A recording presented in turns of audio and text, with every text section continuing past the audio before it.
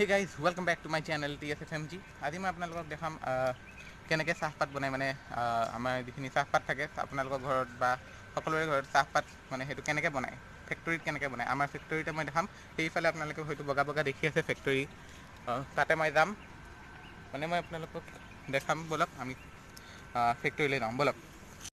মানে মই আপোনালোকক আৰু এবাৰ ক্লিয়াৰলি বুজাই দিছোঁ যে এইখিনি চাহপাত যিখিনি আপোনালোকে দেখি আছে সেইখিনি চাহপাত আপুনি আপোনাৰ ঘৰত থকা চাহপাতলৈ কেনেকৈ কনভাৰ্ট কৰিব মানে এনেকুৱা চাহপাতলৈ কেনেকৈ কনভাৰ্ট কৰিব প্ৰচেছটো কি কেনেকৈ কৰে গোটেইখিনি আপোনালোকক ক'ম গতিকে বলক ভিডিঅ'টো আৰম্ভ কৰোঁ চ' গাইজ আমি ফেক্টৰীৰ ভিতৰত পাই গৈছোঁহি আৰু বাগানৰ পৰা পাতখিনি প্ৰথম ছিঙি অনাৰ পিছত এই বস্তুটোত চাহপাতখিনি এনেকৈ ষ্ট'ৰ কৰা হয় এনেকৈ ইয়াত আনি ষ্ট'ৰ কৰা হয় আৰু তাৰপিছত চাহপাতখিনি ইয়াৰ পৰা লৈ গৈ চ' গাইজ মই ওপৰলৈ উঠি আহিছোঁ ইয়াৰ তলৰ পৰা ওপৰলৈ উঠি আহিছোঁ ইয়াৰ ওপৰতো এনেকুৱা ষ্ট'ৰ কৰিবলৈ জেগা আছে ইয়াত প্ৰায় 15 পৰা 12 ঘণ্টালৈ এনেকৈ পাতখিনি ষ্ট'ৰ কৰা হয় আৰু ষ্ট'ৰ কৰাৰ পিছত পাতখিনি লৈ যায় বেলেগ এঠাইলৈ আৰু সেইটো মই দেখাই আছোঁ আপোনালোকক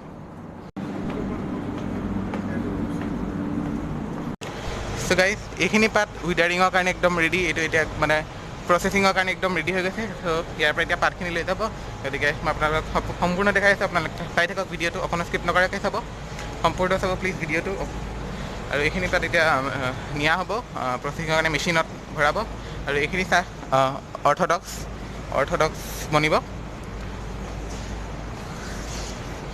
চ' বলক আমি চাওঁ কেনেধৰণে কি হয়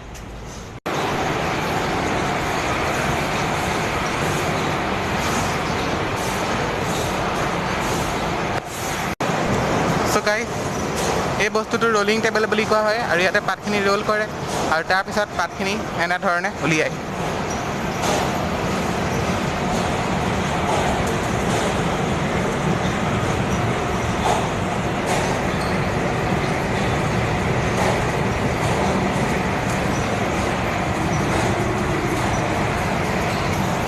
গাইজ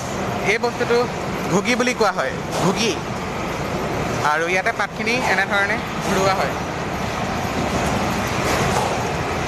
এই পাতটো সেই ৰলিং টেবলৰ পৰা ওলাই ইয়ালৈ আনে আৰু ইয়াতে এনেকৈ দি দিয়া হয় আৰু বাহিৰ ফালে এনেধৰণে ওলায়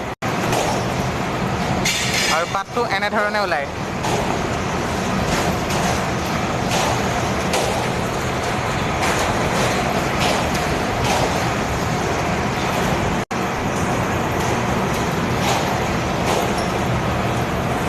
চ' তাৰপিছত এনেকৈ পাতখিনি ওলাই আহে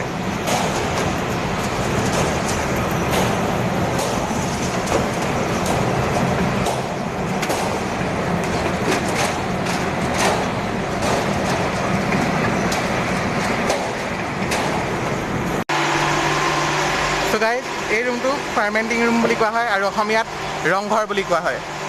আৰু ইয়াতে পাতখিনি প্ৰথমতে পাতখিনি আপোনালোকে দেখিছে গ্ৰীণ হৈ থাকে আৰু ইয়াতে পাতৰ ৰংখিনি সলনি হ'বলৈ ধৰে আপোনালোকে দেখি আছে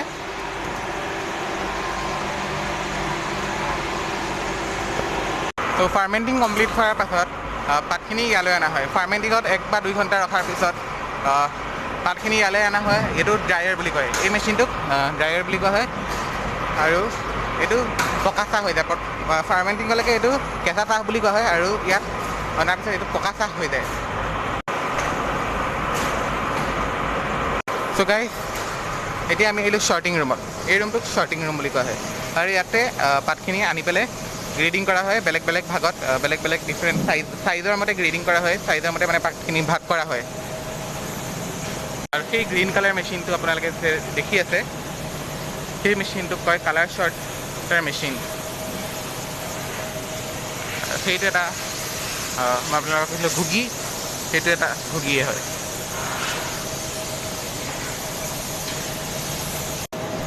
এই মেচিনটোক কোৱা হয় মিডলটন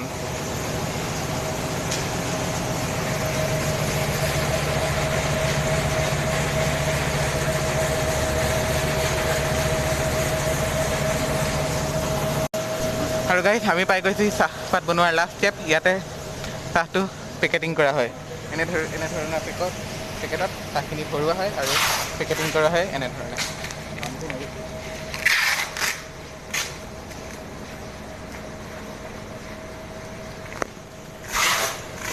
এয়া পেকেটিং কৰি থোৱা চাহ।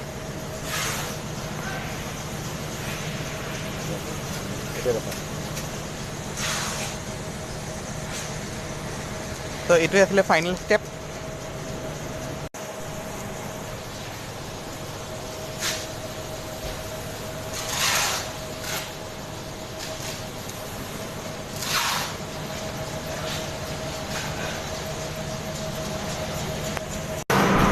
তো এই মেচিনটোক কোৱা হয় মইশ্চাৰ টেষ্টিং মেচিন। ইয়াতে মইশ্চাৰটো চাহৰ টেষ্ট কৰা হয়। ইয়াত বিভিন্ন ধৰণৰ চাহ থোৱা আছে, আপোনালোকে দেখিছে ইয়াত বিভিন্ন ধৰণৰ চাহ থোৱা আছে আৰু এইটো কোৱা হয় মইশ্চাৰ টেষ্টিং মেচিন। চ' এতিয়া মই ফেক্টৰীৰ পৰা আকৌ ঘৰলৈ উভতি যাওঁ। ফেক্টৰী গেটৰ বাহিৰত ওলালোঁ আৰু সেইটো মোৰ ঘৰ। চ' গাইজ, এইটো আছিলে এটা সৰু ভিডিঅ'। আশা কৰোঁ আপোনালোকৰ ভিডিঅ'টো ভাল লাগিলে। যদি ভাল লাগিলে প্লিজ ভিডিঅ'টো লাইক কৰিব, শ্বেয়াৰ কৰিব নিজৰ ফ্ৰেণ্ডছ এণ্ড ৰিলেটিভছৰ লগত আৰু ছাবস্ক্ৰাইব কৰিব মোৰ চেনেল TSFMG। আৰু এবাৰ আপোনালোকক লগ পাম আৰু এটা নতুন ভিডিঅ'ত। থেংকছ ফৰ ৱাচিং।